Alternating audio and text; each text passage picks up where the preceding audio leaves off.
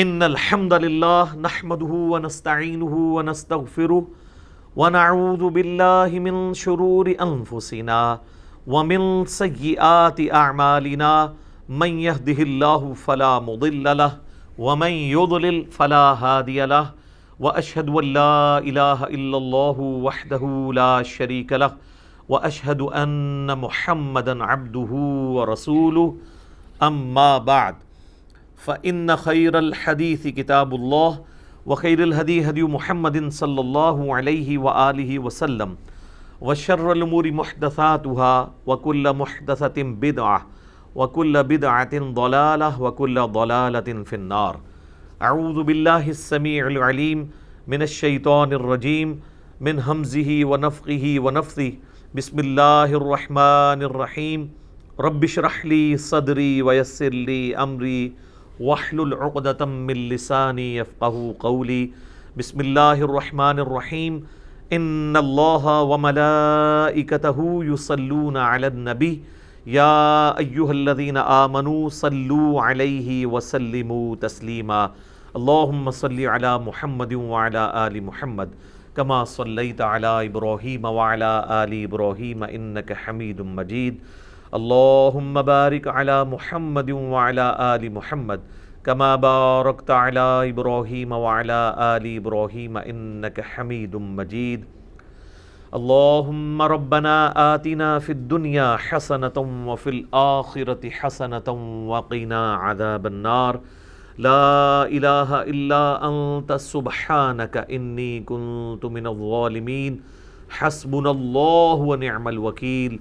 یا حی یا قیوم برحمتک استغیث ولا حول ولا قوة الا باللہ العلی العظیم. ربنا آتنا من لدنک رحمہ وہیئ لنا من امرنا رشدا. آمین ثم آمین. الحمدللہ آج 2 اگست 2020 کی قرآن کلاس نمبر 39 کی اسٹوڈیو ریکارڈنگ ہونے جا رہی ہے.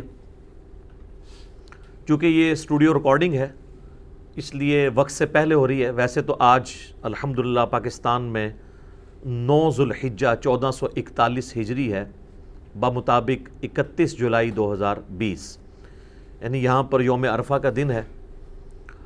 اور کل انشاءاللہ تعالی 1 اگست کو 2020 میں عید ہوگی یہاں پہ، اور اللہ تعالیٰ پوری دنیا کے مسلمانوں کے لیے اس بہت بڑے ایونٹ کو خیر کا ایونٹ بنائے. آمین ثم آمین. تو اب چونکہ یہ بالکل آج مصروفیت کا دن تھا اس لیے ہم نے آج صرف قرآن کلاس رکھی ہوئی ہے جو ہماری علمی و تحقیقی مجلس نمبر 126 ہے. وہ انشاءاللہ تعالیٰ اگلی اسٹوڈیو ریکارڈنگ میں ریکارڈ ہوگی جو 11 اگست 2020 کی قرآن کلاس نمبر 40 پلس 126 نمبر مجلس انشاءاللہ اسی دن ریکارڈ کی جائے گی انشاءاللہ تعالی. تو اس لیے آپ دیکھ رہے ہیں مونچھیں بھی بڑی ہوئی ہیں چونکہ یہ سنت بھی ہے اور اکثر لوگ پوچھتے بھی رہتے ہیں. ہمارا کلپ بھی ہم نے اس لیے پہلے اپلوڈ کر دیا تھا. صحیح مسلم میں حدیث ہے کہ نبی صلی اللہ علیہ وآلہ وسلم نے فرمایا کہ جس کا قربانی کا ارادہ ہو تو وہ 1 ذو الحجہ کا چاند نظر آنے سے لے کر قربانی کے قربان ہونے تک اپنے جسم سے اپنی کھال سے کوئی چیز ریموو نہیں کرے گا. نہ تو ناخن کاٹ سکتا ہے اور نہ ہی بالوں کو کاٹ سکتا ہے یا چھوٹا کر سکتا ہے، حتیٰ کہ اس کا جانور قربان کر لیا جائے. اور سنن نسائی کے اندر ایک اور حدیث ہے اسی کو سپورٹیو جو المستدرک للحاکم کے اندر بھی موجود ہے کہ نبی صلی اللہ علیہ وآلہ وسلم نے فرمایا کہ جس شخص کے پاس قربانی کی استطاعت نہ ہو، کیونکہ ایک صحابی آئے تھے انہوں نے کہا یا رسول اللہ میرے پاس تو ایک ہی دودھ دینے والی بکری ہے تو اگر آپ اجازت دیں تو میں قربان کر دوں. آپ دیکھیں ان کا سورس آف انکم ہی وہی تھا اور قربانی کا لیول دیکھیں تو حضور نے کہا نہیں اس کو نہ قربان کرو. قربانی والے دن باقی لوگ قربانی کر رہے ہوں گے، تم اپنے غیر ضروری بالوں کو اور ناخنوں کو کاٹ لینا تو اللہ تعالیٰ تمہیں ایک مکمل قربانی کا ثواب دے دے گا. تو یہ یعنی جس نے قربانی کرنی ہے اس کے لیے بھی سنت ہے، نہ کرنے والے کے لیے بھی سنت ہے الحمدللہ. اب آ جائیں میرے بھائیو سورۃ البقرہ کی آیت نمبر 260 سے آج آنورڈ سٹارٹ کریں گے. پچھلی دفعہ ہماری جو 38 نمبر کلاس تھی اس میں ہم نے دو واقعات ڈسکس کیے تھے تاریخ سے ریلیٹڈ، اور تیسرا واقعہ جو ہے وہ چونکہ ٹائم ختم ہو گیا تھا ہم ڈسکس نہیں کر سکے تھے، آج اسی واقعے سے آغاز ہوگا۔ بڑا ایکسٹرا آرڈنری واقعہ ہے، سورۃ البقرہ کی آیت نمبر 260 سے۔ اعوذ باللہ من الشیطان الرجیم، بسم اللہ الرحمن الرحیم۔ وَإِذْ قَالَ إِبْرَاهِيمُ رَبِّ أَرِنِي كَيْفَ تُحْيِي الْمَوْتَى، اور یاد کرو وہ وقت جب ابراہیم نے اپنے رب سے عرض کی کہ اے میرے رب مجھے دکھا کہ تو کیسے مردوں کو زندہ کرے گا۔ کیسے سے مراد انہوں نے قدرت پہ اعتراض نہیں کیا، بلکہ وہ اس ایکٹیویٹی کو ہوتے ہوئے دیکھنا چاہتے تھے۔ ظاہر ہے یہ بھی بہت بڑی ایک ایکٹیویٹی ہے۔ پچھلی دفعہ بھی ہم نے دیکھا کہ حضرت عزیر علیہ السلام کو اللہ تعالیٰ نے فرمایا کہ دیکھ ذرا اپنے گدھے کی ہڈیوں کی طرف، ہم کس طرح اس کے اوپر گوشت چڑھاتے ہیں اور اسے کس طرح زندہ کرتے ہیں۔ سر یہ منظر آپ فزیکلی جو بندہ دیکھ لے وہ تو پوری زندگی بھلا نہیں سکتا۔ ایون آپ دیکھیں یہ نیشنل جغرافک چینل کے اوپر جو وہ فاسٹ موونگ کر کے ویڈیوز چلا رہے ہوتے ہیں جس میں زمین سے ایک دانے سے کومپل پھوٹتی ہے، پھر اس طرح کرتے ایک پورا پودا بنتا ہے یا ایک پھول کھلتا ہے، وہ بھی بندہ دیکھ کے ایک بار حیران ہو جاتا ہے کہ یار یہ کس طرح خود بخود ہی ہو رہا ہے۔ خود بخود نہیں ہو رہا سر، کسی کے کرنے سے ہو رہا ہے۔ اللہ is the only explanation of all the physical phenomena in this universe۔ لیکن وہ جب چونکہ بندہ ایک دم ہوتے ہوئے دیکھتا ہے نا سب کچھ سامنے اس طریقے سے، وہ فلم کو تیز کر کے چلاتے ہیں تو بندہ حیران رہ جاتا ہے۔ اچھا اس کے اگینسٹ نیشنل جغرافک پہ آپ کو بہت تیزی سے ہونے والے کاموں کی ویڈیو نا سلو کر کے دکھائیں گے، وہ بھی جب انسان دیکھتا ہے نا ایک بار پریشان ہو جاتا ہے۔ یعنی ایسے پرندے بھی ہیں جو ایک سیکنڈ کے اندر 25 دفعہ پر پھڑپھڑا لیتے ہیں ایک سیکنڈ میں۔ انسان کی تو یہ کمپیٹنسی نہیں ہے، اس کی تو ایک ایک ہڈی پسلی لاگو ہو جائے۔ تو وہ جب انہی پرندوں کو سلو میں دکھاتے ہیں کہ یار کس طریقے سے پرفیکشن سے وہ کر رہے ہیں، انسان کی عقل دنگ رہ جاتی ہے۔ تو اللہ تعالیٰ نے چونکہ انبیاء کرام کو لوگوں کی ہدایت کا ذریعہ بنانا ہوتا ہے، ان کو ایکسٹرا آرڈنری ایکسپیرینس سے گزارا جاتا ہے تاکہ ان کا ایمان جو ہے نا وہ محکم لیول کا ہو، پھر پورے کانفیڈنس کے ساتھ وہ بات کریں۔ تو اب جب انہوں نے اس خواہش کا اظہار کیا تو اللہ تعالیٰ نے فرمایا قال اولم تؤمن، اے ابراہیم کیا تو یقین نہیں رکھتا، تیرا ایمان نہیں اس بات کے اوپر؟ یہ بڑا اچھا ہو گیا اللہ تعالیٰ نے کاؤنٹر کوسچن کر لیا۔ اس سے پہلے کہ قرآن پڑھنے والے اور سننے والے خود سے کوئی رزلٹ نکالتے، اللہ تعالیٰ نے خود ہی ابراہیم علیہ السلام سے کاؤنٹر کوسچن کیا۔ قال بلا، انہوں نے کہا کیوں نہیں میرے رب، میرا ایمان ہے، ولکن لیطمئن قلبی، لیکن میں اپنے دل کے اطمینان کے لیے چاہتا ہوں۔ اس کا یہ مطلب نہیں کہ ان کے دل کو کوئی بے سکونی تھی، نہیں۔ وہ جو میں نے عرض کیا نا کہ جب انسان حق الیقین تک پہنچتا ہے نا تو اس کا کانفیڈنس لیول کچھ اور ہوتا ہے۔ کہیں دور سے دھواں اٹھ رہا ہو اور آپ کو کوئی بتائے کہ جی فلاں جگہ آگ لگی ہے، آپ وہ دھواں نہ دیکھ رہے ہو، صرف سنی ہوئی خبر ہو، تو اسے کہا جاتا ہے علم الیقین۔ یعنی ایک سکہ راوی نے خبر دی ہے مجھے، میرے علم میں ایک بات آ گئی، لیکن جب آپ اس کو دیکھیں دھوئیں کو اور پھر اس کے قریب جائیں اور آگ نظر آ جائے فزیکلی، تو اسے کہا جاتا ہے عین الیقین، یہ میں نے اپنی آنکھوں سے دیکھ لیا۔ ایک اس سے اوپر کا درجہ بھی ہے کہ آپ ہاتھ ہی رکھ دیں اس کوئلے کے اوپر تو پھر آپ حق الیقین تک پہنچیں گے، کیونکہ اس کے بعد تو آپ کوئی گنجائش ہی نہیں رہے گی انکار کی، ہاتھ جل جائیں گے۔ ہاں اس سے پہلے نظر کا دھوکہ بھی ہو سکتا ہے کہ ایک آپ کو شو پیسز ایسے ملتے ہیں جن میں لگ رہا ہوتا ہے کہ نیچے آگ جل رہی ہے، اوپر دھواں نکلتا بھی نظر آتا ہے۔ یہ آج کل جو آپ کو یہ خوشبو والے جو پاٹس آئے ہوئے ہیں، ان دھوئیں کے ذریعے خوشبو پھیلتی ہے، اس دھوئیں کے اوپر آپ ہاتھ رکھیں وہ ٹھنڈا دھواں ہوتا ہے، وہ کسی اور پروسیس کے ذریعے نکل رہا ہوتا ہے، وہ گرم بھی نہیں ہوتا دھواں، اور اندر بھی آپ وہ جو خوشبو ڈالی ہوئی ہے پانی میں مکس کر کے وہ بھی گرم نہیں ہوئی ہوتی۔ تو ظاہر ہے کہ اس کے لیے تو حق الیقین تک پہنچنا ضروری ہے، ادروائز تو آپ دھوکہ کھا جائیں گے۔ تو انبیاء کرام کو تو اللہ تعالیٰ چونکہ ان کو دنیا میں اپنا ریپریزنٹیٹو بنانا چاہ رہا ہوتا ہے انسانیت کے لیے، رول ماڈل اور امام کے طور پہ، تو ان کو اللہ تعالیٰ ان ساری سٹیجز سے گزارتا ہے۔ تو انہوں نے کہا کہ میں دل کا اطمینان چاہتا ہوں، یعنی مجھے یقین ہے، پھر جب میں ایک بار وہ منظر دیکھ لوں گا تو مزہ آ جائے گا۔ جس طرح کتنے لوگ ہیں ویڈیو میں خانہ کعبہ دیکھتے ہیں، آپ ان سے پوچھیں، جب وہ فزیکلی وہاں جاتے ہیں ان سے پوچھیں کتنا فرق ہے، تو آپ کو کہیں گے یار زمین آسمان کا فرق ہے۔ حالانکہ پرانے لوگوں کے لیے تو صرف علم الیقین تھا خانہ کعبے کا ہونا، ہمیں عین الیقین اس حوالے سے کہ ہم لائیو ویڈیوز میں دیکھ لیتے ہیں، اور حق الیقین وہاں جا کے حاصل ہوتا ہے۔ اچھا، اسی کانٹیکسٹ میں ایک حدیث ہے بخاری اور مسلم دونوں میں، وہ کئی لوگ اس حدیث سے دھوکے کا شکار ہوئے۔ اس کا ایک حصہ تو میں نے آلریڈی بریف کر دیا تھا کہ نبی صلی اللہ علیہ وآلہ وسلم نے فرمایا کہ اگر میں یوسف کی جگہ ہوتا تو جو بادشاہ کی طرف سے قاصد بلانے والا آیا تھا میں اس کی بات مان لیتا۔ اور حضرت یوسف کی اللہ تعالیٰ نے تعریف کی کہ کیا کمال یوسف ہے کہ 10 سال آلموسٹ بغیر کسی ریزن کے جیل میں کاٹنے پڑے ہیں، اور جب وقت کا بادشاہ کہہ رہا ہے کہ میں آپ کو آزاد کر رہا ہوں تو وہ کہہ رہے ہیں نہیں، جب تک مجھ سے الزام دور نہیں ہوگا نا میں جیل سے نہیں نکلوں گا۔ تو نبی علیہ السلام نے فرمایا، عاجزی کا اظہار کیا کہ میں یوسف کی جگہ ہوتا تو قاصد کی بات مان لیتا، کیونکہ بے قصور جو ڈالا ہوا تھا میں جیل کی زندگی سے نکلنے کو پریفر کرتا۔ لیکن کمال یوسف علیہ السلام ہے، ان کا کیا صبر ہے کہ وہ کہہ رہے نہیں پہلے الزام دور کرو پھر نکلوں گا، آزادی کا پروانہ آیا ہوا بھی ریجیکٹ کر دیا۔ تو یہ نبی علیہ السلام نے حضرت یوسف کی تعریف کی۔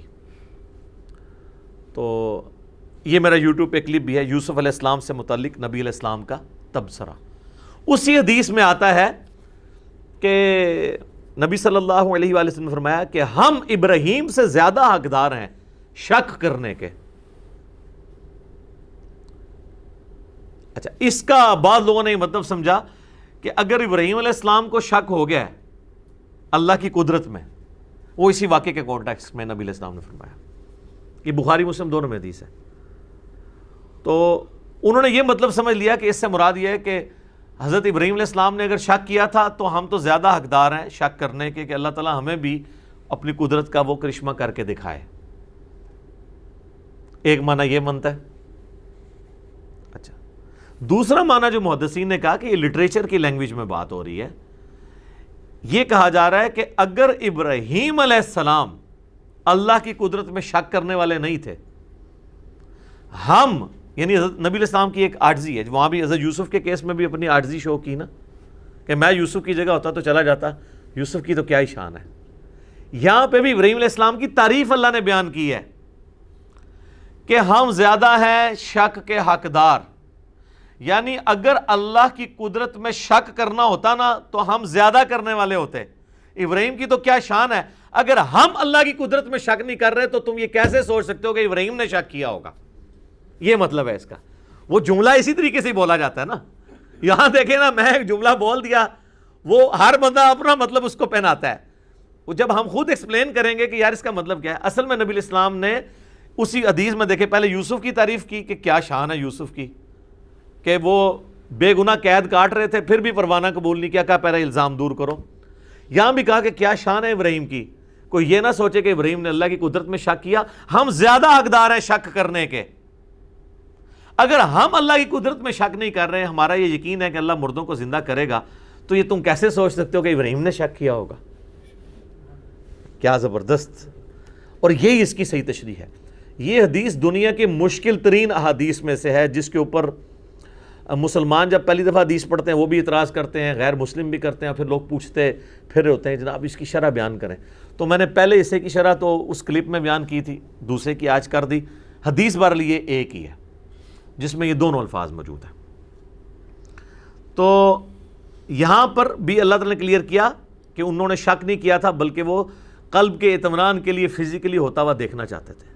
وہ انٹرسٹ تو ہوتا ہے نا، ہم دیکھیں بچپن سے جانور قربان ہوتے ہوئے، نہر ہوتے ہوئے اونٹ دیکھ رہے ہیں، لیکن ابھی بھی جب قربانی کہیں ہو رہی ہو تو بندہ 2 منٹ کھڑے ہو جاتا ہے، یار کس طرح ہو رہی ہے، حالانکہ پتہ ہے کس طرح ہو رہی ہے، یہ بھی پتہ ہے کہ کیا ہوگا، اینڈ رزلٹ پتہ ہے، لیکن اللہ نے ایک انسان میں جستجو کا مادہ رکھا ہے۔ تو یہ تو ایکسپیرینس ہی بہت بڑا ہے کہ مردے کا زندہ ہونا، یہ تو ایک بار بھی زندگی میں ہو جائے تو انسان پوری زندگی اس واقعے کو نہیں بھلا سکتا۔ جس طرح پچھلی دفعہ ہم نے عزیر علیہ السلام کے بارے میں پڑھا کہ 100 سال تک اللہ نے ان کو سلائے رکھا یا موت دے دی اور 100 سال کے بعد زندہ کیا، اور 100 سالوں میں ان کا کھانا جو ہے وہ خراب نہیں ہوا، جو کہ ایک ٹائم سے دوسرے میں خراب ہو جاتا ہے۔ گدھے کی پھر بھی عمر ہو سکتی ہے، چلو کوئی بہت ایگزیجریٹ کر لے، تو بہرحال 100 سال تک تو گدھا جو ہے نا اس کی ہڈیاں وہاں پہ صرف پڑی ہوئی تھی، یعنی وہ 100 سال کے اندر مر کے سب کچھ. تو اللہ نے کہا کہ دیکھو اس گدھے کو ہم کس طرح زندہ کرتے ہیں، اس پہ کیسے گوشت چڑھاتے ہیں. تو یہاں پہ بھی اللہ تعالیٰ نے کیا ایکسپیرینس کروایا ہے ابراہیم علیہ السلام کو. انہوں نے کہا میں اطمینان رکھتا ہوں اے اللہ، یعنی میں اپنے دل کے اطمینان کے لیے، میرا یقین تو ہے کہ تو مردے کو زندہ کرے گا، لیکن دل کے اطمینان کے لیے. تو اللہ تعالیٰ نے ان کو ایک طریقہ سکھایا کہ اس طریقے سے میں تمہیں یہ قدرت کا اپنا شاہکار دکھاتا ہوں. اور اللہ تعالیٰ نے بھی صحیح وہم نکالا ہے اگر کسی کو تھا نا مردہ زندہ کرنے کے حوالے سے. ابراہیم علیہ السلام کی بات نہیں، ہمارے اعتبار سے. قال فخذ اربعۃ من الطیر، اللہ تعالیٰ نے فرمایا کہ 4 پرندے تم پال لو. اب لوگ اس چکر میں پڑ گئے یہ پرندے کون سے تھے؟ سر کوئی بھی ہو. کوئی کہتے ہیں جی وہ ایک کبوتر تھا جی، ایک جو ہے وہ مرغی تھی جی، ایک چیل تھی، ایک چاروں ہی کبوتر ہوں، کوئی فرق نہیں پڑتا، چاروں ہی مرغیاں ہوں. یہ اللہ تعالیٰ بتانا نہیں چاہ رہا کہ وہ جانور کون سا اللہ تعالیٰ نے زندہ کر کے دکھایا ہے. اللہ نے تو سارے زندہ کر لینے ہیں. 4 پرندے پال لو. فَصُرْهُنَّ إِلَيْكَ، اور تم ان پرندوں کو اپنے ساتھ مانوس بھی کر لو. یعنی ایسا نہیں ہے کہ بس پالے ہیں تو ان کو ذبح کر دیا تو میں زندہ کر دوں، نہیں، وہ پرندے تم اپنے ساتھ مانوس کرو تاکہ میں لوگوں کو دکھاؤں یہ وہی پرندے ہیں کہ جب تم انہیں بلاؤ تو وہ تمہاری آواز پہ آئیں. نیا پرندہ تو نہیں آئے گا آواز کے اوپر. ویسے اللہ تعالیٰ چاہے تو نئے پرندے کو بھی بھیج سکتا ہے، لیکن انسان کو آخری درجے تک انہوں نے جب کہا نا کہ اللہ دل کا اطمینان لگا، میں پھر پورا اطمینان تیرا کرانا. 4 پرندے پال، ان کو اپنے آپ سے مانوس کر. ثم اجعل علی کل جبل، پھر جتنے وہاں تجھے پہاڑ سامنے نظر آ رہے ہیں نا، ان کے یعنی جانوروں کو ذبح کرنے کے بعد اس کے گوشت کے ٹکڑے کرنے کے بعد چاروں کو مکس کر کے ان پہاڑوں کے اوپر رکھتے. یہی آخری درجہ یہی ہو سکتا ہے نا کہ قیمہ کیا ہے، قیمہ بھی چاروں کا مکس ہو گیا اور سارے پہاڑوں پہ کچھ یہاں ڈال دیا، کچھ گوشت ادھر، کچھ ادھر. منہن جزءا، ان کا ایک ایک ٹکڑا چاروں پہ رکھتے. ثم ادعوہن یأتینک سعیا، پھر تو انہیں بلا، تیرے پاس دوڑتے چلے آئیں گے. مرے ہوئے پرندے وہ خود ان کا گوشت مکس ہوا، وہ اپنے جناب چل کے تو ان کے پاس آ گئے، ابراہیم علیہ السلام کے پاس. وَاعْلَمْ أَنَّ اللَّهَ عَزِيزٌ حَكِيمٌ، اور خوب جان لینا کہ یقیناً اللہ تعالیٰ غالب ہے، حکمت والا ہے. ہر کام کرنے پہ غالب ہے، لیکن حکمت یہ ہے کہ وہ ہر چیز کو اس نے پردے میں رکھا ہوا ہے، کیونکہ غیب کے اوپر ایمان لانے پہ ہی آپ کو انعام ہے. ان الذین یخشون ربہم بالغیب لہم مغفرۃ و اجر کبیر، جو بے شک وہ لوگ جو بن دیکھے اپنے رب سے دیکھتے ہیں ان کے لیے مغفرت ہے اور بڑا اجر ہے. اچھا، اس واقعے میں آپ دیکھیں اللہ تعالیٰ نے اپنی قدرت کی نشانی دکھائی. ایک رزلٹ تو یہ نکلا. دوسرا رزلٹ یہ نکلا کہ کوئی پیغمبر بھی خود سے مردہ نہیں زندہ کر سکتا. یعنی اگر یہ حضرت ابراہیم خود کر سک رہے ہوتے تو اللہ تعالیٰ سے ریکویسٹ کرتے، ایک خود ذبح کرتے ان کو زندہ کر لیتے، جیسے شیخ عبدالقادر جیلانی نے کیتا ہے. ہاں، میں چوبہ تے نال مارنا ہے. وہ کہتے ہیں جی وہ شیخ عبدالقادر جیلانی کو ایک عورت ملنے کے لیے آئی تو وہ خود مرغی کھا رہے تھے اور اس عورت کا بچہ جو ان کا اسٹوڈنٹ تھا وہ روکی سوکھی کھا رہا تھا. تو اس عورت کے دل میں بات آئی کہ یہ کیا، نہیں خود مرغا کھا رہے ہیں اور میرے بچے کو یہ کھلا رہے ہیں. تو انہوں نے اس کے دل کا حال بانپ لیا. کہانی تے کہانی کہتے ہیں جب انہوں نے مرغی کھا لی نا تو جتنی ہڈیاں وہاں پڑی ہوئی تھی نا اس کے اوپر انہوں نے ہاتھ پھیرا اور کہا اللہ کے اذن سے زندہ ہو جا. یہ جو شریف لوگ ہیں وہ یہ کہتے ہیں قم باذن اللہ. جو بدماش قسم کے بزرگوں کے ماننے والے وہ کہتے ہیں انہوں نے کہا قم باذنی، میرے حکم تو زندہ ہو جا. ہاں، تو مرغا جو ہے نا وہ زندہ ہو کے تو وہ کٹ کٹ کٹانگ کرتا ہوا وہاں سے بھاگ گیا. انہوں نے کیا کہ جدو تیرا منڈا اس لیول تے پہنچے گا نا وہ بھی ککڑ کھا لے. یعنی جب تیرا بیٹا بھی اس بزرگی پہ پہنچ جائے گا نا اب وہ بھی پھر مرغا کھا لے. تو جان کی مان پاؤں تو عرض کروں کہ ہمارے نبی علیہ السلام تو پوری زندگی روکھی سوکھی کھاتے رہے. ٹھیک ہے، اور آپ ان بزرگوں کے بارے میں کلیم کرتے ہیں کہ یہ نبی کے طریقے پہ تھے. تو نبی علیہ السلام کا یہ طریقہ تھا، اس طریقے سے وہ ایجوکیٹ کیا کرتے تھے لوگوں کو. ویسے نبی علیہ السلام سے مرغی کھانا بھی ثابت ہے، بخاری مسلم میں حدیث ہے، لیکن شاید وہ ایک دفعہ ہی مرغی کھائی ہوگی آپ نے، آپ کی زندگی تو بڑی یعنی فقر کے اندر گزر رہی تھی۔ دوسرا، حضرت ابراہیم کو تو یہ معجزہ نہیں ملا ہوا تھا، عیسیٰ علیہ السلام کو بھی ملا ایز اے اسپیشل، لیکن اس میں بھی ساتھ آیا بِإِذْنِ اللہ، بِإِذْنِ اللہ کے ساتھ مردے کو زندہ کرنے کا معجزہ، یا اسے کرامت کہہ لیں، یہ روئے عرض پہ صرف ایک ہی شخص کے لیے ہے، وہ عیسیٰ ابن مریم ہے۔ حضرت ابراہیم کو بھی نہیں ملا۔ جب ابراہیم علیہ السلام کو نہیں ملا تو شیخ عبدالقادر جیلانی کو کہاں سے ملا ہوگا؟ ہمارے نبی علیہ السلام کے بارے میں بھی کوئی ایسا معجزہ رپورٹ نہیں ہوا۔ ایک کہانی سی وہ پیش کرتے ہیں، وہ جابر بن عبداللہ نے دعوت کی تو وہ کہتے ہیں وہاں پہ وہ بکری انہوں نے بچہ ذبح کیا تو وہ ان کے بیٹے دیکھ رہے تھے تو ایک بیٹے نے دوسرے کو ذبح کر دیا تو نبی علیہ السلام نے ان کو زندہ کر لیا۔ بالکل کہانی ہے، قرآن تو بالکل اس کی مخالفت کرتا ہے۔ سورہ انبیاء پڑھ کے دیکھ لیں، سورۃ الانعام پڑھ کے دیکھ لیں، سورہ بنی اسرائیل۔ کافروں کا اعتراض یہی تھا کہ یہ جو معجزے ہمیں اگلے پیغمبروں کے بارے میں بتاتا ہے وہ اس کو کیوں نہیں دیے گئے؟ تو اللہ نے فرمایا اس نبی کا معجزہ قرآن ہے۔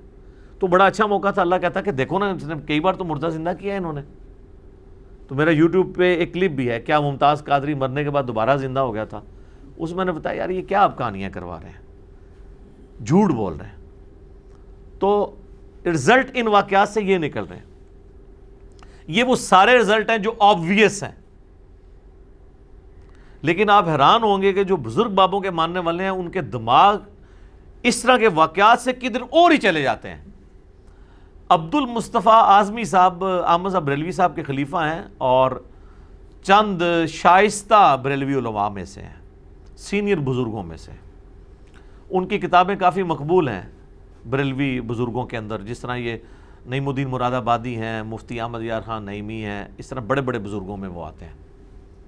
انہوں نے ایک کتاب لکھی ہے عجائب القرآن اور غرائب القرآن، یعنی قرآن میں جو عجیب واقعات ہیں، حیران کن واقعات نا، تو وہ سارے انہوں نے جمع کیے ہیں، اور یہ واقعہ بھی اس میں جمع کیا ہے۔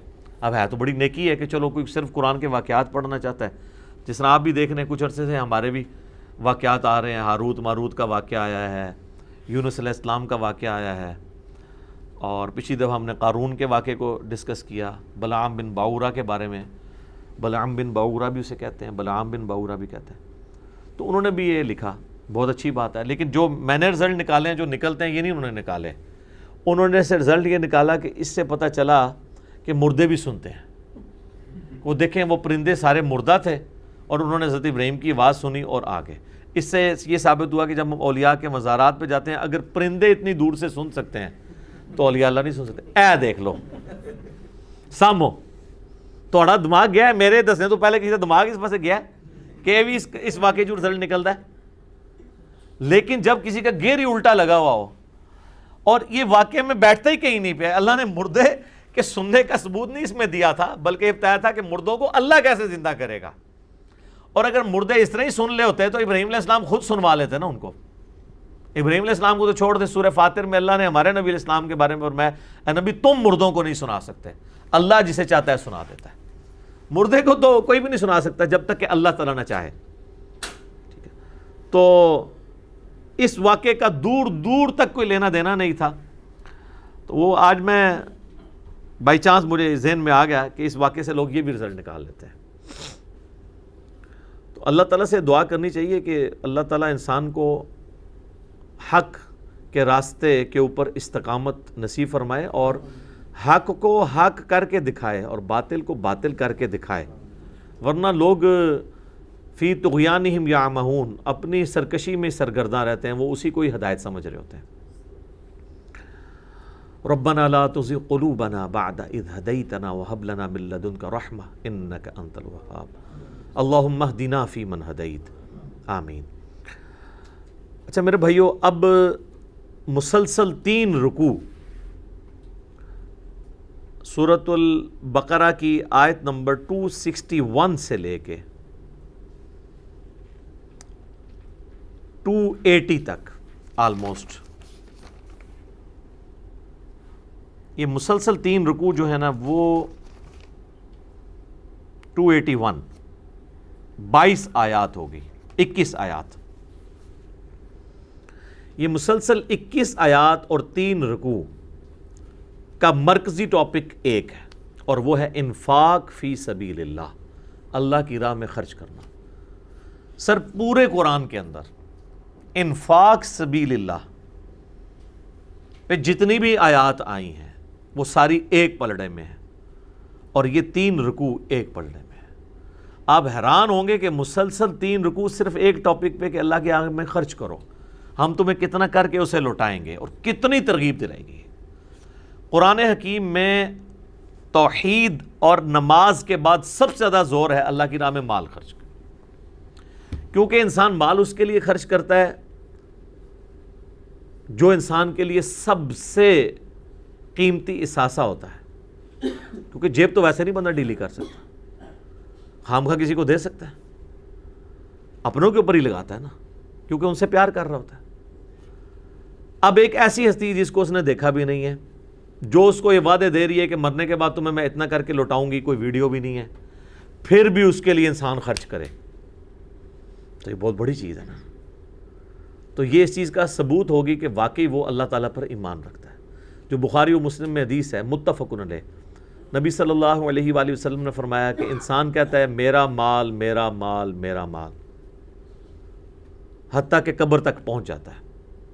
پھر آپ علیہ السلام نے پوری سورت تلاوت کی، الہاکم التکاثر حتی زرتم المقابر، تمہیں مال کی کثرت نے، اس کی ہوس نے ہلاک کیا یہاں تک کہ تم نے قبروں کا منہ دیکھ لیا۔ پھر آپ صلی اللہ علیہ وآلہ وسلم نے فرمایا کہ حالانکہ انسان کا مال تو وہ ہے جو اس نے کھا لیا یا پہن کر بوسیدہ کر دیا یا اللہ کی راہ میں خرچ کر کے آخرت کے لیے سٹور کر لیا، باقی تو اس کے ورثہ کا مال ہے۔ جو اللہ کی راہ میں خرچ کیا، اللہ کے ڈیوائن بینک میں چلا گیا، وہ اس کا مال ہے۔ جو پیچھے چھوڑ کے مرا، پیچھے پتہ نہیں اولاد اس کو کن کاموں میں لگاتی ہے، اپنے ہاتھوں سے خرچ کر کے اللہ کے پاس بھیج دیا، وہ اس کا مال ہے۔ اور جو کھایا پیا پہن کے ضائع کر دیا وہ تو ہے ہی تھا، وہ مال ہے جو وہ ضائع کر چکا ہے۔ اگر دیکھا جائے نا اس کی سٹوریج، وہ ایک ہی مال ہے جو اس نے آخرت میں بھیج دیا، ورنہ تو انسان مال سے کبھی سیر نہیں ہوتا۔ بخاری مسلم دونوں میں حدیث ہے، نبی صلی اللہ علیہ وآلہ وسلم نے فرمایا ابن آدم کے پاس اگر سونے کی 2 وادیاں ہوں تو وہ یہ تمنا کرے گا کہ تیسری بھی آ جائے، اس کا پیٹ صرف قبر کی مٹی بھرے گی۔ بخاری و مسلم میں ایک اور حدیث ہے، نبی صلی اللہ علیہ وآلہ وسلم نے فرمایا کہ انسان کے 3 دوست ہیں، 2 قبر سے باہر رہ جاتے ہیں، صرف ایک ہی قبر میں جاتا ہے۔ جو باہر رہ جاتے ہیں وہ کون سے ہیں؟ مال اور رشتہ دار، اور جو قبر میں ساتھ جاتے ہیں وہ اعمال۔ تو ظاہر ہے قبر میں لوگ اکثر کہہ رہے ہوتے ہیں نا کہ یار اتنا مال اس نے جوڑا ہوا ہے، نال قبر ہی سے لے کے جانا، سنے نا؟ تو اس کے جواب میں لوگ کیا کہتے ہیں، یار قبر میں تو آج تک کوئی بھی نہیں لے کے گیا، ہمیشہ کفن کے اندر جو بندہ ہوتا ہے اس کے تو ہاتھ خالی ہوتے ہیں، آپ دیکھ لیں۔ تو میں کہتا ہوں نہیں، قبر میں بھی مال بندہ لے کے جاتا ہے۔ نبی علیہ السلام نے فرمایا کہ اس کے رشتہ دار اور مال باہر رہ جاتے ہیں، اس کے اعمال قبر میں ساتھ جاتے ہیں۔ سر اگر آپ نے اللہ کے لیے دنیا میں خرچ کیا ہوا ہے تو مال آپ قبر میں اپنے ساتھ لے کے جا رہے ہیں، اور وہ مال وہ ہے کہ جو آپ کو منی ایکسچینج نہیں کرانا پڑے گا، قبر میں جاتے ہی وہ آخرت کی منی میں ٹرانسفر ہو جائے گا۔ آخرت میں درہم، دینار، ڈالرز، پاؤنڈز، ریال اور گولڈ کی کرنسی نہیں ہے، بلکہ نیکیوں کی کرنسی ہے۔ جس نے اللہ کی راہ میں خرچ کر لیا، مرتے ہی اس نے جو خرچ کیا ہوا تھا وہاں جا کے کسی منی ایکسچینج کی دکان سے جا کے اس سے ایکسچینج نہیں کرانا پڑے گا، وہ مرتے ہی وہ نیکیوں کی شکل میں اس کے پاس وہ کرنسی موجود ہوگی اللہ کی بارگاہ میں پیش کرنے کے لیے۔ اور اگر آپ کسی کو مال سمیت دفنا بھی دیں، جس طرح کہ آپ پتہ ہے یہ مصر کے جو فرعون ہیں جن کے اوپر یہ احرام مصر بنے ہوئے ہیں، ان کو اپنے پورے مال کے ساتھ دفن کیا جاتا تھا، پوری دولت کے ساتھ۔ اسی جب وہ ممیاں دریافت ہوئی ہیں، ان کے ساتھ ٹنوں ٹن سونا بھی ان کو ملا ہے وہاں پہ، جو ان کے ساتھ دفنایا جاتا تھا، پورے زیورات میں لاد کے ان کو دفنایا جاتا تھا، جو حنوط کیا جاتا تھا ان کی لاشوں کو، ممیز بنائی جاتی تھی۔ تو وہ آپ ساتھ میں کہہ دوں سونا دفنا بھی دیں، کوئی فرق نہیں پڑتا۔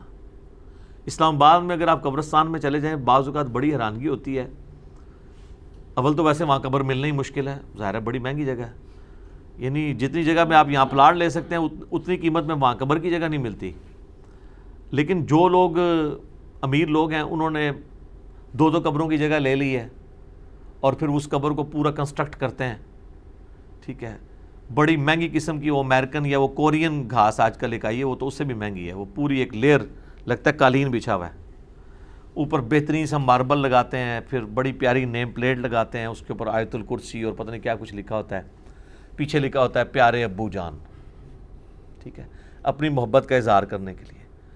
اس سے زیادہ جو امیر ہیں انہوں نے ساتھ 2-3 جو ہے نا ماربل کی وہ بنا دی ہوتی ہیں بیٹھنے کی جگہ بھی، اوپر چھوٹی سی چھت بھی بنا دی ہے، سائڈ پہ ایک پنسورا بھی رکھ دی ہے کہ کوئی آ کے بیٹھ کے پڑھے۔ سر کیا بیٹھ کے پڑھے، اندر بھی گھس کے پڑھ لے، کوئی فرق نہیں پڑتا، اندر تو اس نے وہی لے کے جانا ہے جو لے کے گیا ہے۔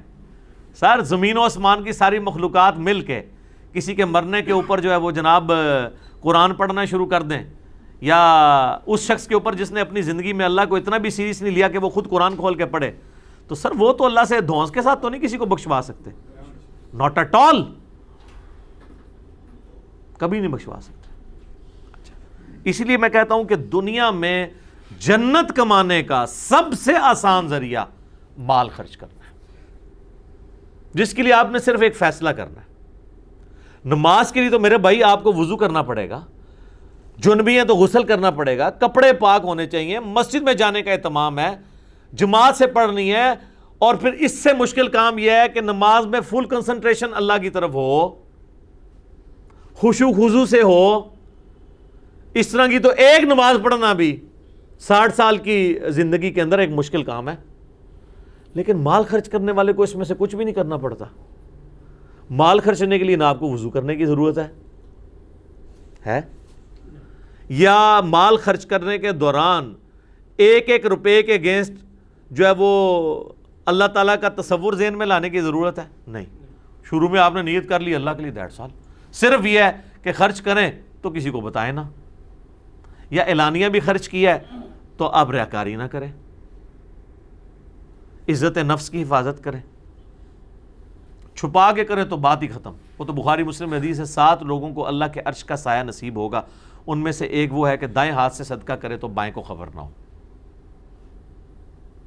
تو مال خرچ کرنے کے لیے تو نہ تو آپ کو کوئی خشوع خضوع درکار ہے، نہ کوئی وضو درکار ہے، نہ کوئی ایفرٹ درکار ہے، بس چپ کر کے خرچ کر دیں، جائیں سٹور کر لیا آپ نے۔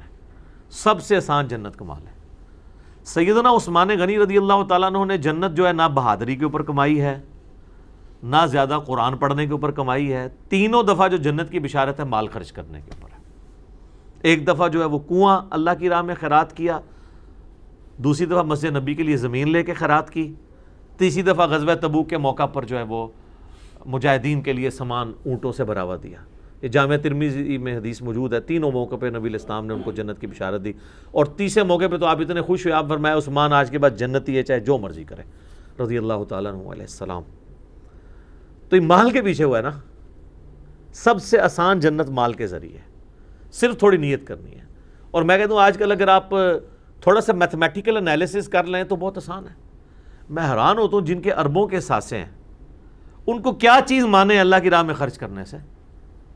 1 ارب روپیہ اگر آپ کے پاس ہے، آپ روزانہ کا بھی 1 لاکھ روپیہ خرچ کرتے رہیں، روز کا بھی، مہینے کا نہیں، 25 سے 30 سال چاہیے 1 ارب ختم کرنے کے لیے، اور آپ کی عمر 60 سال ہوئی ہے، اور آپ نے ابھی تک 50 ارب روپے جوڑا ہوا ہے۔ روز کا 1 لاکھ روپے کون خرچ کرے گا؟ مطلب وہ یہی ہے کہ اب وہ جو گرمیوں میں سردیوں میں ہیٹر کی بجائے جو ہے وہ ڈالر پھینکے تو ان سے آگ کی تپش حاصل کرنا شروع کر دے، ادروائز کیا اس نے خرچ کرنا ہے؟ ایک انسان کی ضرورت زیادہ سے زیادہ کتنی ہے؟ تو آپ مال خرچ کر کے بڑی آسانی سے جنت کما سکتے ہیں۔ بخاری مسلم میں حدیث ہے نا، کچھ صحابہ حضور کے پاس آئے، یا رسول اللہ ہم غریب ہیں، امیر صحابہ تو کس طرح جنت کما رہے ہیں، مال خرچ کرتے ہیں، ہمارے پلے تو کوئی شے نہیں ہے۔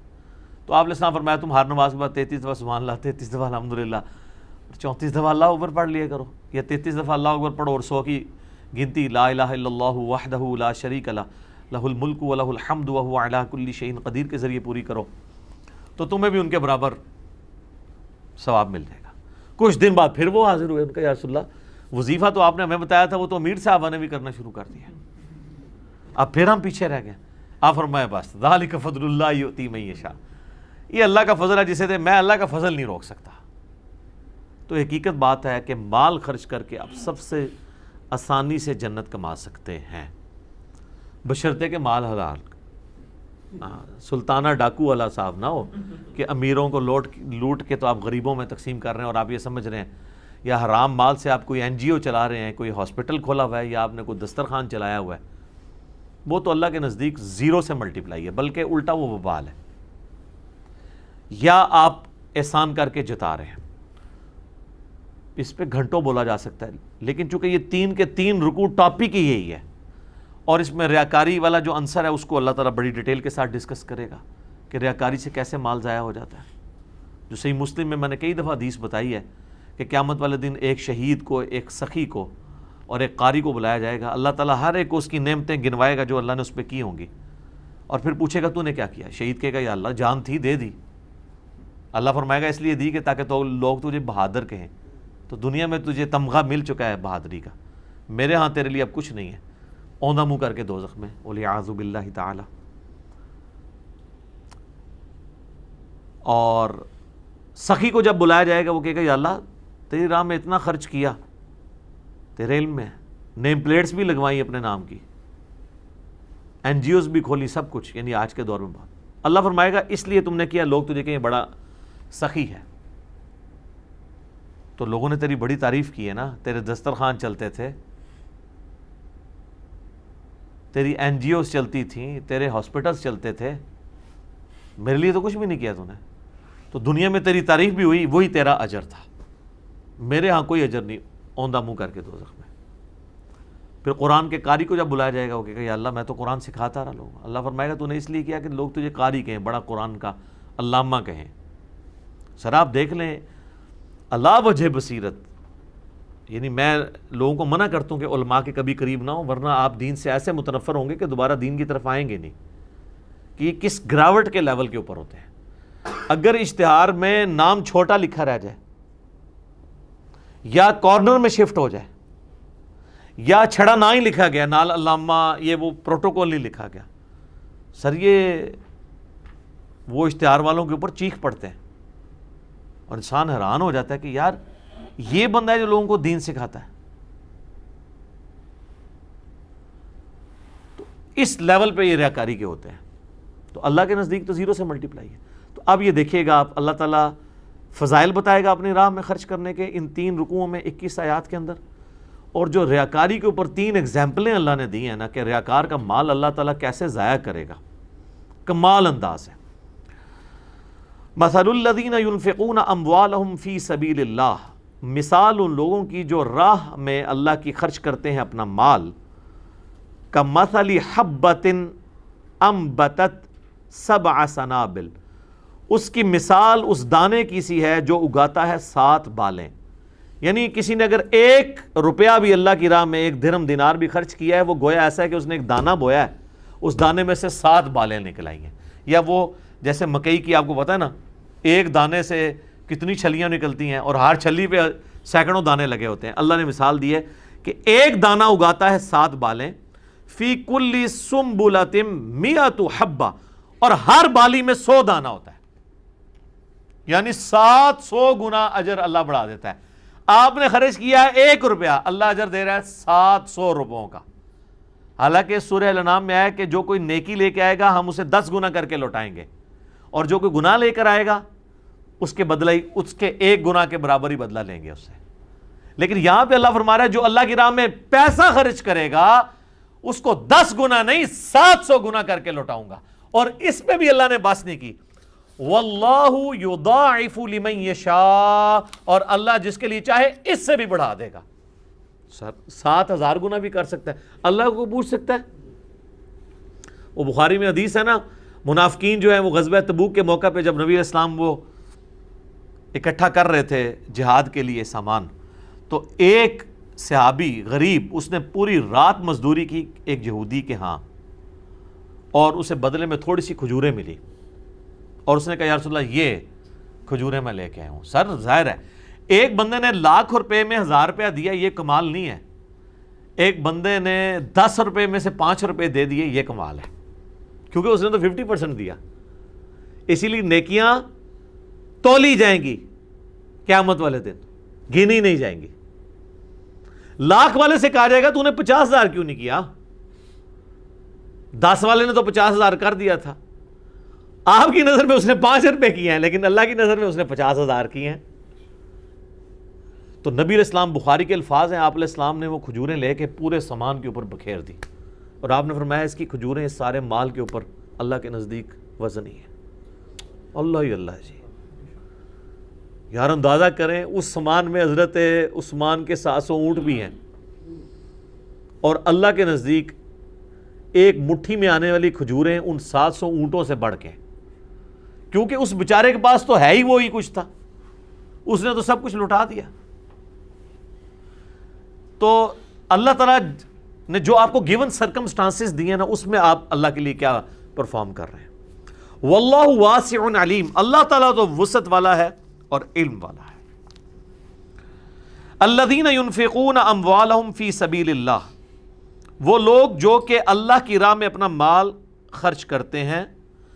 ثم لا یتبعون ما انفقوا منا ولا اذا، اور پھر مال خرچ کرنے کے بعد نہ تو جتاتے ہیں کسی کے اوپر اس کا احسان اور نہ اس کے ذریعے کسی کو تکلیف دیتے ہیں.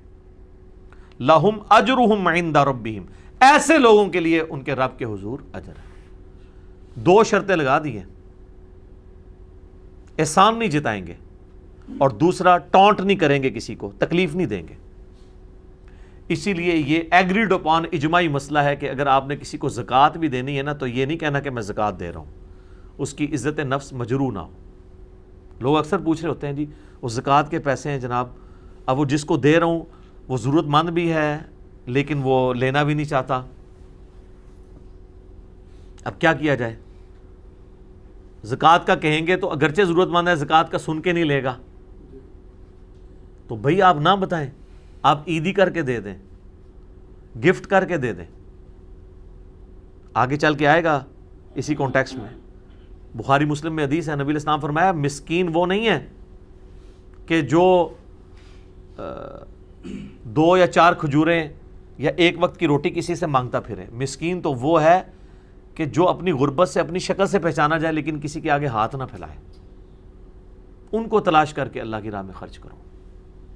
یہ بخاری مسلم میں مسکین کی ڈیفینیشن آئی ہے. یہ جو آپ سے جمعرات میں فقیر مانگنے لے آئے ہوتے ہیں نا، پروفیشنل بیگرز، ان کو نہیں مسکین کہا گیا. یہ تو اکثر ان میں سے کمینے ہوتے ہیں. یہ مسکین نہیں ہے، پروفیشنل ہے اور کروڑ پتی ہیں سر. حالانکہ ابو داؤد میں حدیث ہے اور سنن ابن ماجہ میں نبی علیہ السلام فرمایا کہ سوال کرنا اس شخص کے لیے جائز ہے جس کے پاس جو مال ہے نا وہ 1 اوقیہ سے کم ہو. 1 اوقیہ ہوتی تھی 40 درہم. 40 درہم اس زمانے کے 4 دینار ہوتے تھے سونے کے، کیونکہ 10 اور 1 کی ریشو تھی سونا اور چاندی میں. اور 20 دینار اس زمانے کے آج کل کے بنتے ہیں 7.5 تولے سونا. تو آج کا 4 دینار آپ سمجھ لے بنتا ہے 1.5 تولے سونا. چاندی تو چونکہ ایبسلیٹ ہو چکی ہے اب، تو 1.5 تولے سونا کے برابر جس کے پاس رقم ہے نا، وہ کسی سے مانگ نہیں سکتا. یعنی اب تو سونا ایک دم ہی چڑھ گیا نا، 97 سے 25-30 پہ پہنچ گیا. یعنی اب موٹا موٹا صاحب لگا لیں آپ 1.5 تولے سے مراد 2 لاکھ روپے آج کے اعتبار سے. جس کے پاس اتنی رقم موجود ہے وہ کسی سے ڈیمانڈ نہیں کرے گا جب تک اسے خرچ کر کے اس ڈیٹم لیول سے نیچے نہیں آتا. تو آپ فقیروں سے دیکھیں، وہ تو ان کا ایک بچہ 1000 کی روزانہ دیہڑی لگا رہا ہوتا ہے، اور انہوں نے بہت مال جوڑا ہوا ہوتا ہے اور پھر مانگ رہے ہوتے ہیں. خیر ان کا تو دین مان بھی آلموسٹ ڈاؤٹ فل ہوتا ہے. انہوں نے نہ نبی نماز پڑھی، اور میں کبھی ان پہ ترس بھی کھا رہا ہوتا ہوں کہ یار ان کی دنیا تو برباد ہے، آخرت بھی برباد ہوئی بھی ہے، کیونکہ رہ تو بیچارے جھونپڑیوں میں ہیں. یہ تو اب تھوڑے کسی ایک نے کوئی سولر پلیٹ لگا لی ہے، ادروائز تو بیچارے مچھروں میں ہی رہ رہے ہوتے ہیں، بجلی بھی نہیں وہاں پہ ہوتی. جو کچی آبادیاں ہیں، کراچی میں چلے جائیں تو بندے کا دل خون کے آنسو ہوتا ہے، کتنی غربت میں لوگ وقت گزار رہے ہیں. اس لیے وہاں کئی لوگوں نے وہ لگائے ہوئے ہیں، کنڈے لگائے ہوئے ہیں بجلی کے لیے، اور بجلی وہاں پہ پوری نہیں ہو رہی ہوتی. یہ معاملہ یعنی بہت خطرناک ہے. اللہ تعالیٰ فرماتا ہے کہ نہ تکلیف دینی ہے اور نہ دکھ دینا ہے بعد میں. لہم اجرہم عند ربہم، ایسے لوگوں کے لیے اللہ کے حضور اپنا اجر ان کے رب کے حضور پکا ہے. ولا خوف علیہم ولا ہم یحزنون، پھر ایسے لوگوں کو نہ تو قیامت والے دن کوئی خوف ہوگا نہ کوئی غم. دیکھیں مال خرچ کرنے پہ ہی. اچھا اس کا یہ مطلب نہیں ہے کہ نماز نہیں پڑھنی، ہاں نماز پڑھنی ہے، فرائض ضرور، اسلام کی بنیاد جن 5 چیزوں پہ وہ تو آپ نے پوری کرنی. اس کے بعد سر اس کے بعد بھی جنت مل جائے تو بڑی آسانی والی بات ہے. جامعہ ترمذی میں حدیث ہے سیدنا عثمان جب کبھی قبرستان جاتے تو اتنا روتے کہ داڑھی آنسوؤں سے تر ہو جاتی. تو لوگ پوچھتے کہ یہ آپ کیوں اتنا روتے ہیں قبرستان آ کے؟ حالانکہ یہ وہ شخص ہے جسے جنت کی بشارت ملی ہوئی ہے. تو وہ کہتے ہیں کہ میں نے نبی علیہ السلام سے سنا تھا کہ آخرت کی منزلوں میں پہلی منزل قبر کی ہے، جس کی یہ منزل آسان ہوئی اس کی اگلی منزلیں آسان ہوں گی، اور جو اس میں پھنس گیا وہ اگلی اس کے لیے مشکل در مشکل ہوں گی. تو میں اس لیے یہاں پہ روتا ہوں کہ اللہ تعالیٰ میری ان منزلوں کو آسان کرے. اور ہم دیکھیں تشہد میں دعا بھی مانگتے ہیں، اللہم انی اعوذ بک من عذاب جہنم ومن عذاب القبر ومن فتنة المحیا والممات ومن شر فتنة المسیح الدجال آمین. بخاری مسلم دونوں میں حدیث ہے. قول معروف ومغفرۃ خیر من صدقہ، کسی سے اچھے طریقے سے بات کر لینا یا معاف کر دینا اس صدقے سے بہتر ہے. لیں جی مال بھی خرچ کرنے کی ضرورت نہیں ہے، صرف کسی سے اخلاق سے بات کر لینا. اور کسی نے آپ کے ساتھ زیادتی کی ہے، کوئی یار چھوڑو اللہ کے لیے معاف کیا. اللہ فرماتا ہے یہ عمل جو ہے نا اللہ کی راہ میں مال خرچ کرنے سے بہتر ہے اس مال سے یتبعها اذا، جس کے بعد تم دکھ پہنچاؤ کسی کو. یعنی مال خرچ کر کے اس پہ احسان جتا رہے ہو، اللہ تعالیٰ ہمارا اس سے بہتر تھا کہ تم اسے مال نہ دیتے، اس کے ساتھ ہمدردی کے 2 بول ہی بول لیتے کہ اللہ تیری یار مشکل آسان کرے. دعا دے دیتے نا اسے مال کی بجائے کہ مال دے کے اس پہ احسان جتا رہے ہو وہ تو ضائع ہو گیا. اس سے بہتر تھا اسے مال نہ دیتے. کوئی غریب آدمی آیا تھا، کہتے اللہ تیرے لیے آسانی کرے. اور دیکھیں یہاں لوگ جھڑک دیتے ہیں، پروفیشنلز کو بھی جھڑک نہیں آپ سکتے. یہ دعا دے کے رخصت کریں. میں نہیں کہتا پروفیشنل کو آپ ضرور دیں، البتہ کوئی ایسا پروفیشنل ہے جو معذور ہے پھر اس کو آپ دے سکتے ہیں، کیونکہ وہ اس پوزیشن میں ہے کہ اس کے اوپر بھیک والا معاملہ اللہ تعالیٰ ایکسیپٹ کر لے گا. اور اگر اس کے بغیر کوئی کر رہا ہے تو بخاری مسلم میں حدیث ہے جو شخص بغیر کسی ریزن کے بھیک مانگتا ہے تو قیامت والے دن وہ اس حال میں اللہ کے حضور آئے گا، اس کے چہرے پہ گوشت نہیں ہوگا. جی یہ بخاری مسلم دونوں میں حدیث ہے. اور صحابہ کرام کہتے ہیں نبی علیہ السلام نے سوال کرنے کی اتنی ہمیں ترغیب دلائی کہ ممانعت کی کہ کسی سے آپ نے احسان نہیں لینا. کہتے ہیں ہم اتنا ڈر گئے کہ حالت یہ ہوتی تھی کہ اگر کوئی شخص گھوڑے پہ بیٹھا ہے نا اور اس کی چابک زمین پہ گر گئی ہے تو کسی سے نہیں کہتا تھا یار یہ اٹھا دے، کہ کہیں یہ اللہ کے حضور سوال کرنے میں شمار نہ ہو جائے. وہ نیچے اترتا تھا اٹھا کے اوپر. سر یہ سوال کرنا ہے، یعنی صحابہ کرام کے تقوی کا لیول یہ تھا، کسی کے آگے ہاتھ نہیں پھیلانے. اس میں کافی ساری حدیثیں ہیں، ان میں سے 5-6 بڑی کریٹیکل حدیثیں ہیں. جب وہ یہ ٹاپک کنکلوڈ ہو رہا ہوگا نا اگلی کلاس کے اندر، میں آپ کو وہ ترتیب سے وہ حدیثیں سناؤں گا. اس میں وہ حدیث بھی آئے گی وہ جو نبی علیہ السلام کے پاس ایک غریب آدمی آیا تھا، ابو داؤد میں حدیث ہے، جس کو حضور نے کہا تھا تیرے گھر میں کچھ ہے؟ اس نے کہا جی 1 بوری ہے اور 1 پیالہ ہے صرف. ہوئے کچھ بھی نہیں. وہ پیالہ آپ علیہ السلام نے پھر کہا کون ہے جو خریدے؟ تو ایک نے کہا 1 درہم میں خریدتا ہوں. اور فرمایا اس سے زیادہ؟ دوسرے نے کہا میں 2 درہم میں خریدتا ہوں. نبی علیہ السلام نے وہ 2 درہم میں بیچا اس کا پیالہ. 1 درہم سے کہا یہ گھر میں کھانا ڈلواؤ، اور 1 سے آپ علیہ السلام نے کہا کہ کلاہڑا خرید کے لاؤ. اس کا وہ جو اگلا حصہ لوہے کا ہوتا ہے وہ خرید کے لایا. نبی علیہ السلام نے اپنے مبارک ہاتھوں سے اس میں دستہ ڈالا. کیا خوش نصیبی ہے. پھر آپ نے کلاڑا دیا اور آپ نے فرمایا کہ جاؤ جنگل میں لکڑیاں کاٹو اور مزدوری کرو، اس کے ذریعے بیچ کے تو اپنے آپ گھر والوں کو کھلاؤ. اور الفاظ ہیں 15 دن تک تم نے مجھے اپنی شکل نہیں دکھانی. یہ نا ایک دن جیسا یہاں بھی ڈاکٹر سے لوگ دوائی لیتے ہیں اگلے دن ہی پہنچ جاتے ہیں ڈاکٹر صاحب رام نہیں آیا. آپ نے 15 دن مجھے شکل نہیں دکھانی، 15 دن محنت کرنی ہے. وہ 15 دن بعد آیا تو 10 درہم تھے اس کے پاس. ٹھیک ہے، اس نے اس میں سے کپڑے بھی خریدے، کھانا بھی اپنے گھر والوں کے لیے خریدا. پھر نبی علیہ السلام نے اس سے کہا کہ کتنا بہتر ہے، اس سے بہتر نہیں ہے کہ تم لوگوں سے یعنی مانگتے پھرتے، اس سے بہتر نہیں ہے کہ تم اپنی کما کے کھاؤ. ٹھیک ہے, تو اس طرح کافی حدیث ہیں, وہ انشاءاللہ یہ ٹاپک جب کنکلوڈ ہوگا میں اس وقت بیان کروں گا. تو آپ کو انداز, بلکہ آپ کو اگر شوق ہے نا, مشکات کی پہلی جلد میں زکوٰۃ والے چیپٹر میں ایک چیپٹر پورا ہے, سب چیپٹر سوال کرنا کس کے لیے جائز ہے اور کس کے لیے ناجائز, یہ ساری حدیثیں اس میں آپ کو مل جائیں گی. آج کم از کم گھر میں مشکات کی پہلی جلد میں جا کے نا آخر میں یہ چیپٹر کھول کے پڑھیں اور آپ حیران ہو جائیں گے کہ یہ کتنا سینسٹیو ایشو ہے. لوگ تو مطلب ادھار مانگنے کو کچھ نہیں سمجھتے ہیں اور مانگتے پھرتے ہیں, پھر واپس بھی نہیں کرتے ہیں. بخاری میں حدیث ہے ادھار تو شہید کا بھی نہیں معاف ہوگا. نبی علیہ السلام نے جنازہ پڑھنے سے انکار کر دیا تھا مکروز کا. تو یہ بڑا سینسٹیو ایشو ہے.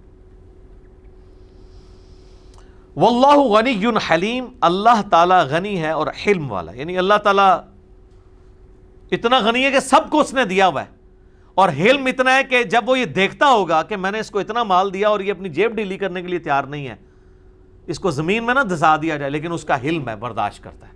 ٹھیک ہے ڈھیل دو, لیکن یہ برداشت اس نے کتنا عرصہ کرنا ہے, آپ کی موت تک, اس کے بعد تو اس نے نہیں چھوڑنا. یا ایھا الذین آمنوا, اے اہل ایمان, لا تبطلوا صدقاتکم بالمن والاذی, اپنے اللہ کی راہ میں خرچ کیے ہوئے مال کو احسان جتلا کر اور دکھ پہنچا کر مت باطل کر لو, ضائع کر لو. پھر وہی بات ریپیٹ ہوئی. اب اللہ تعالیٰ مثال بیان فرما رہا ہے کہ جو لوگ اتنا مال بھی خرچ کرتے ہیں اور اینڈ پہ زیرو سے ملٹیپلائی ہو جاتا ہے, اس کی مثال کالذی ینفق مالہ رئاء الناس, یہ اس آدمی کی طرح ہے جو کہ لوگوں کی ریاکاری کے لیے, دکھاوے کے لیے, ریا کا لفظ عربی کا ہے, اردو میں بھی استعمال ہوتا ہے, اللہ کی راہ میں خرچ کرتا ہے. ولا یؤمن باللہ والیوم الآخر, اور یقین نہیں رکھتا اللہ پر اور یوم آخرت پر, حالانکہ ہے مسلمان ہے, کیونکہ اللہ کہہ رہا ہے وہ ہماری راہ میں خرچ کر رہا ہے, تو اللہ کو تو مان رہا ہے, لیکن گویا کہ وہ اللہ کو نہیں مان رہا, کیونکہ اللہ کو مان رہا ہوتا تو لوگوں سے اجر کا طلبگار نہ ہوتا. اگر قیامت کا مان رہا ہوتا تو وہ کہتا مجھے اس کا اجر قیامت میں ملے گا. اللہ طرف ہمارا ہے, گویا کہ وہ نہیں مان رہا. جیسے کہ مسلم شریف میں حدیث ہے, جس نے ملاوٹ کی وہ ہم میں سے نہیں ہے, تو مسلمان ہی ہے, لیکن گویا کہ وہ ہم میں سے نہیں, کہ ہم میں سے ہو کے بھی ملاوٹ کر رہا ہے. اب اللہ نے فرمایا کہ ایسے شخص کی جو ریاکاری کرتا ہے اس کی مثال کیا ہے. فَمَثَلُهُ كَمَثَلِ صَفْوَانٍ, اس کی مثال ایسی ہے جیسا کہ کوئی چکنی چٹان ہو, علیہ تراب, اس کے اوپر مٹی ہو. ایک چٹیل پتھر ہے جسے ہم ٹینچر پتھر کہتے ہیں, بہت بڑا, اور وہ چکنا ہے جس پہ کوئی چیز ٹکتی نہیں ہے, اس کے اوپر مٹی کی لیر چل گئی ہے, اوپر سے پانی گرا, آہستہ آہستہ مٹی جمع ہو گئی. فَأَصَابَهُ وَابِلٌ فَتَرَكَهُ صَلْدًا, پھر اچانک اس پہ زور سے بارش پڑے اور وہ مٹی اس پتھر کو چھوڑ کے الگ ہو جائے, اور پھر سے پتھر چکنا سامنے نظر آنا شروع ہو جائے. یہ اس شخص کی مثال ہے کہ اس کے اعمال ضائع ہو جائیں گے. جس طرح مٹی اس کے اوپر سے سلپ ہو کے ضائع ہو گئی نا, اب مٹی نہیں رہی اس کے اوپر, مٹی رہے گی تو کل کو کوئی بیج گرے گا تو کچھ اگ آئے گا. اللہ تو ہمارا جس طرح مٹی ضائع ہوئی ہے نا تیز بارش سے, اس طرح جس نے اللہ کی راہ میں خرچ کیا نا, زیرو سے ملٹیپلائی ہو گیا, اس کا سارا مال ضائع ہو گیا. لا یقدرون علی شیء مما کسبوا, ریاکار کچھ بھی حاصل نہیں کر سکیں گے قیامت کے دن اللہ سے اجر کے طور پہ جو دنیا میں انہوں نے کمایا تھا. وہ تو سمجھ رہے تھے ہم نے اللہ کی راہ میں خرچ کر کے کما لیا, لیکن زیرو سے ملٹیپلائی. واللہ لا یہدی القوم الکافرین, اور اللہ تعالیٰ ہدایت نہیں دیتا ناشکروں کو, جو اللہ کی ناشکری کرتے ہیں. یہ ناشکری ہے نا کہ آپ ریاکاری کر رہے ہیں, جب آپ کو پتا ہے کہ اللہ نے اجر دینا ہے, پھر کیوں آپ ریاکاری کر رہے ہیں. اب اللہ تعالیٰ نے سائملٹینیس کنٹراسٹ بتایا کہ جو لوگ اللہ کی رضا کے لیے خرچ کرتے ہیں نا, ان کے مال کی کیا فضیلت ہے. وَمَثَلُ الَّذِينَ يُنْفِقُونَ أَمْوَالَهُمُ ابْتِغَاءَ مَرْضَاتِ اللَّهِ, اور مثال ان لوگوں کی جو فقط اللہ کی رضا کے لیے اللہ کی راہ میں خرچ کرتے ہیں, وَتَثْبِيتًا, اور اس کے لیے مِنْ أَنفُسِهِمْ, کہ ان کے دل پختہ ہو جائیں, اپنے ایمان کی سلامتی کے لیے اللہ کے حضور مال خرچ کرتے ہیں. كَمَثَلِ جَنَّةٍ بِرَبْوَةٍ, ان کی مثال تو اس جنت کی سی ہے جو کہ ایک بلند سرزمین پہ ہو. ربوہ, یہ جو قادیانیوں نے اپنے علاقے کا نام ربوہ رکھا ہے نا, وہ اسی کی وجہ سے رکھا ہے کہ ایسی جنت جو اونچی جگہ پہ ہو, ایسا باغ جو اونچی جگہ پہ ہو. اصابہا, اصابہا وابل فآتت اکلہا ضعفین، ایسا باغ جو ایک اونچی جگہ پر ہو، جہاں پر زور کا می ہو تو وہ باغ دگنا پھل لے کر آئے.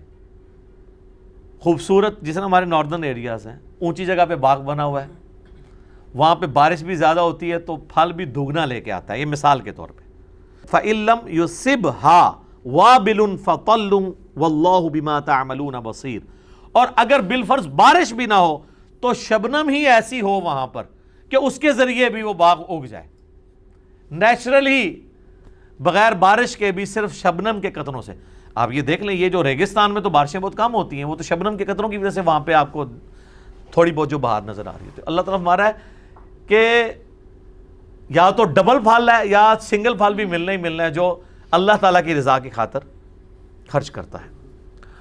ایود احدکم، اب یہ تیسری مثال آ گئی ہے، ان تکون لہ جنہ، کیا تم میں سے کوئی یہ چاہے گا کہ اس کا ایک باغ ہو. بڑی پیاری اور بڑی رکت والی یہ مثال اللہ نے دی ہے، دل سوز. کسی کی یہ خواہش ہوگی کہ اس کا ایک باغ ہو، من نخیل و اعناب، کھجور اور انگور وہاں پہ ہوں، تجری من تحتها الانہار، اس کے نیچے نہر بھی بہتی ہوں، لہو فیہا من کل الثمرات، اور وہاں ہر طرح کا پھل بھی اگتا ہو. یعنی اس کا سورس، پرانے زمانے کی بات ہو رہی ہے، سورس آف انکم وہی ہے. آج بھی جو لوگ کسان ہیں ان کا سورس آف انکم تو یہی ہے نا. وَأَصَابَهُ الْكِبَرُ، اور حالت یہ ہو کہ وہ بوڑھا ہو جائے، وَلَهُ ذُرِّيَّةٌ ضُعَفَاء، اور اس کے بچے بھی چھوٹے چھوٹے ہوں. یعنی بوڑھا ہو چکا ہے، موت سامنے نظر آ رہی ہے، اور ایک ہی باغ ہے جس سے وہ اپنے بیوی بچوں کا پیٹ پال رہا ہے. موت سامنے نظر آ رہی ہے، چھوٹے چھوٹے بچے ہیں کہ میرے مرنے کے بعد ان کا کیا بنے گا. ہو کیا؟ فَأَصَابَهَا إِعْصَارٌ فِيهِ نَارٌ فَاحْتَرَقَتْ، کہ اچانک ایک بگولا آئے آگ کا اور وہ سارے باغ کو جلا کر راکھ کر دے.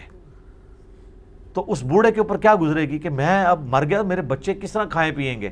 ایک ہی میرا سورس آف انکم تھا. سر اس کی آج کل آپ مثال دیکھتے ہیں نا، کئی ان لوگوں کی فیکٹریاں جل جاتی ہیں، دکانیں جل جاتی ہیں، راس المال ہی ختم ہو گیا، وہ چارے اب کیسے دوبارہ سے کریں گے. تو اللہ تعالیٰ ہمارا ہے کہ تمہیں کتنی ٹینشن ہوگی اگر یہ اچانک تمہارے ساتھ یہ حادثہ ہو جائے. تو یہ اللہ نے مثال دی اس شخص کی کہ اس نے بڑی محنت سے اللہ کی راہ میں خرچ کیا لیکن زیرو سے ملٹیپلائی ہو گیا. جس طرح وہ زیرو پہ آ جاتا ہے نا موت کے وقت، اس طرح تمہارا وہ مال بھی زیرو پہ آ جائے گا اگر ریاکاری کے لیے اور اللہ کی رضا کے لیے خرچ نہ کیا یا کسی پہ احسان جتانے کے لیے کیا.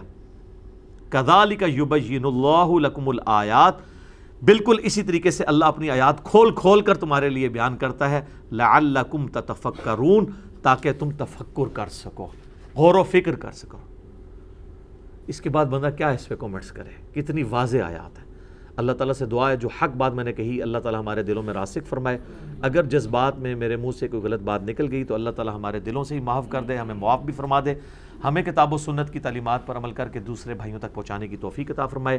سبحانک اللہم و بحمدک، اشہد ان لا الہ الا انت، استغفرک و اتوب الیک، وما علینا الا البلاغ المبین. جزاکم اللہ خیرا.